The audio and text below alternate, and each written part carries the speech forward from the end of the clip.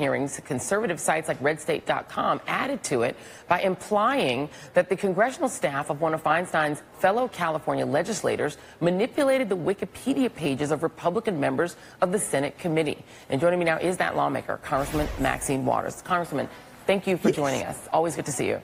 Welcome. Thank you. So let's go through this because this was a strange sort of twist in the whole Kavanaugh saga. RedState.com and some other conservative sites claimed that a group of people were editing the biographies of Republican senators that are on the Senate Judiciary Committee, making public their private information, their phone numbers and their home addresses. They implied that it might have been one of your female staffers, despite the fact that in the same article, the Red State article says people who claim to be experts say the odds that this woman did it are low, but the common IP address indicates it's in a block of IP addresses assigned to your office.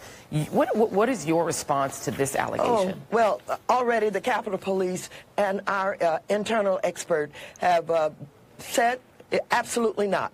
That the number that they have given certainly is not connected with our office. It has no truth in it. And so it's just an anonymous something that the right wing would like to try and, indicate that somehow my office has done something wrong. Has no credibility, has been proven not to be true. And it's interesting that the sort of conservative, blog world will try to draw you into the Kavanaugh nomination process.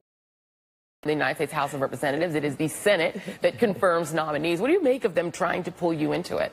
Oh, it just doesn't work. I mean, everybody knows, what's coming out of that right-wing block of people who try and dominate the media, and those who would try and in some way indicate that Democrats are responsible for something wrong. It just has no credibility. We don't pay any attention to it. We've said what we had to say. The Capitol Police has said it is not true. Our internal expert has said it's not true. The number does not match with anything in our office. It's just another lie. And we did have, there has been an association made between the Kavanaugh hearings and the Anita Hill hearings. I think it's a pretty obvious, makes sense because the allegations, even though these against Kavanaugh are even more egregious, if one could believe it, than what Anita Hill alleged back in 1992. You were elected to the Congress in 1990, so you were in Congress at the time of these contentious hearings back then.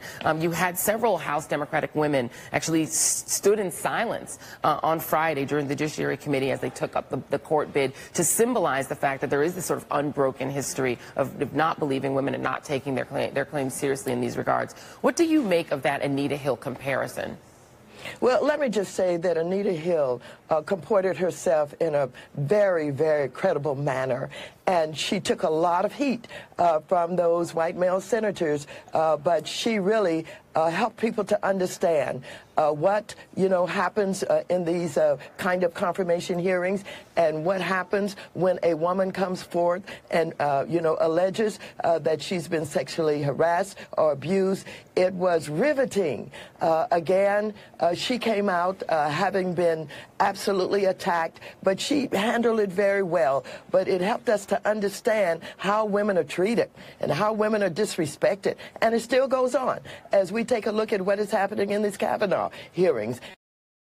So we just know that we have to stand up, we have to fight, we have to not only fight to make sure that women get the respect that they deserve, but when you have a credible person like Christine Blasey Ford, it helps us to point out that no matter how credible they are, no matter how well-spoken they are, no matter how smart they are, that these senators who do not intend to allow sexual harassment to be the reason why someone will not be confirmed. And so I think this is played out in a way that will only strengthen us and strengthen women and those who care about justice to fight and to confront them and to protest against what we're seeing. Kavanaugh is very interesting. I think one of the most serious things that we have learned about him is he's trying to be confirmed to the highest court in the land, but he's not an independent. Yeah. What he did was he went back up to the White House, and the president told him what to go back and say and how to act. And so if he's going to be nothing but a tool and a puppet of the president of the United States of America, why would we want him on the highest court of the land? It doesn't bode well for America. To that very point, I just want to very quickly, we're running out of time, but I want to play you that soundbite that goes to what you're talking about, that a lot of people thought was the most outrageous part of his hearing. Take a listen. Okay. This whole 2-week effort has been a calculated and orchestrated political hit, fueled with apparent pent-up anger about President Trump and the 2016 election, fear that has been unfairly stoked about my judicial record, revenge on behalf of the Clintons, and millions of dollars in money from outside left-wing opposition groups.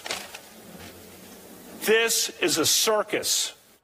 On behalf of the Clintons, what did you make of that, Congresswoman? Well, it sounded as if it was coming straight out of Trump's mouth. And so he had his orders, and he came back and he did exactly what he was told to do.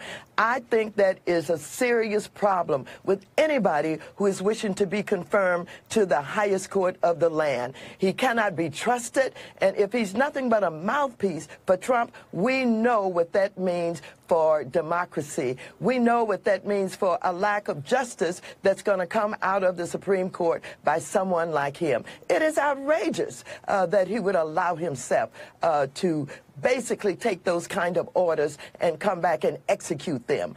Everybody could recognize what that was all about, and the difference between even how he first comported himself and after he had gone to the White House.